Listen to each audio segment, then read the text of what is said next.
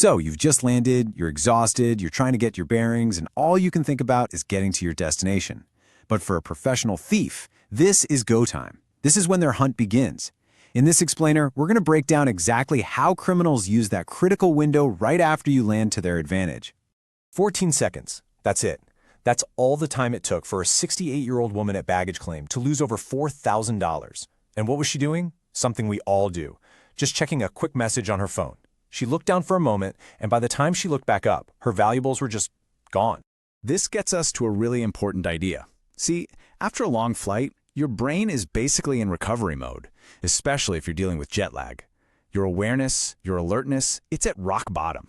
And guess what? Thieves know this. They even have a name for it, the 20-minute vulnerability window.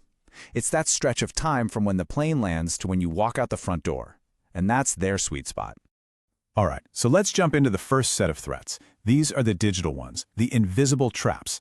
And they're so clever because they target our first instincts right after landing. We're desperately looking for Wi-Fi, and we're looking for a place to charge our dying phones. This is where the modern airport thief sets up their first ambush. You might have heard of this one. It's called Quishing. It's a funny name for a really nasty scam.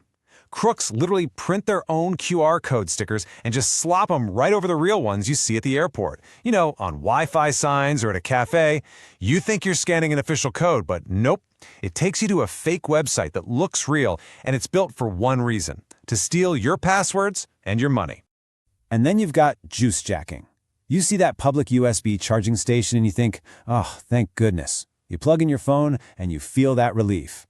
But here's the thing. That port could be a trap. Hackers can rig these stations to secretly upload malware to your phone. And once it's on there, they have access to everything. Your photos, your private messages, your banking apps. You went there for a little bit of power, but you could end up giving them your entire digital life. So, how in the world do you defend yourself from this stuff? It's actually a lot simpler than it sounds. Rule number 1, just don't scan random QR codes. If you need the airport Wi-Fi, take a second to manually type the official website address into your phone's browser.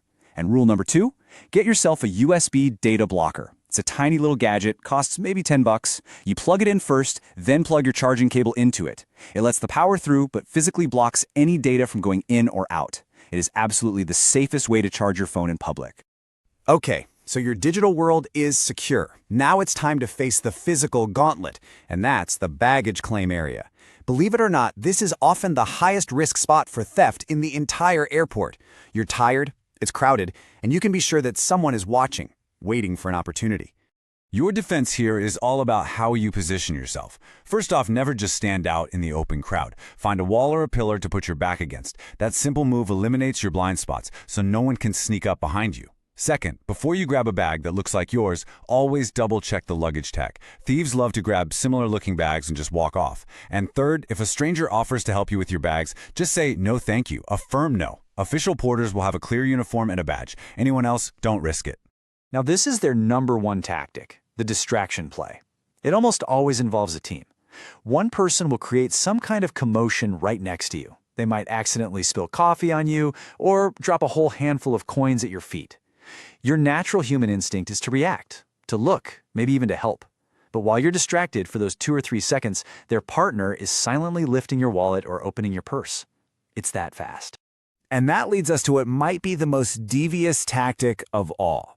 Scammers know that most of us were brought up to be polite, to be helpful, and they have gotten very, very good at weaponizing our own kindness against us. They turn our good nature into their golden opportunity.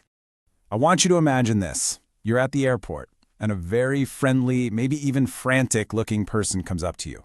They say something like, "Oh, I'm so sorry to bother you, but my bag is overweight. Could you possibly just carry this one small item in your bag for me?" It seems so harmless, right? It's just a small favor. What do you do? The answer to that question is simple, and it has to be absolute. You never, ever carry anything for a stranger. That small innocent package could be full of illegal drugs, or who knows what else. And the second you put it in your bag, legally it's yours. You are now responsible for it. A simple act of kindness could land you in a jail cell in a foreign country. It has happened to so many people. The big takeaway here is you have to get comfortable saying no and not feeling bad about it. You don't owe anyone an explanation or an apology. A simple, firm, "I'm sorry, I can't do that," is all you need to say. Your safety, your security, that is way more important than what a stranger might think of you for a few seconds. But look, what if the worst happens? You do everything right and a thief still gets you. You reach for your phone or your wallet and it's not there. The absolute best friend a thief has is your panic. But your best friend is having a plan. What you do in those first 5 minutes is absolutely critical. So here it is. This is your immediate action checklist. Step 1. Do not waste a single second trying to find the thief yourself. Find a uniformed police or security officer immediately and report it. Step 2. Get your cards locked down. Use your banking app on a friend's phone or call the fraud line to freeze every single credit and debit card. Step 3. If your phone was stolen, find another device, log into your account, and remotely lock or completely erase your phone's data. And finally, if your passport is gone, your very first call is to your country's embassy or consulate. When you get right down to it, staying safe at the airport isn't about being lucky. It's all about being prepared. It's about knowing the game they're playing so you can have your defense ready. Your security is in your hands. It's not luck, it's preparation.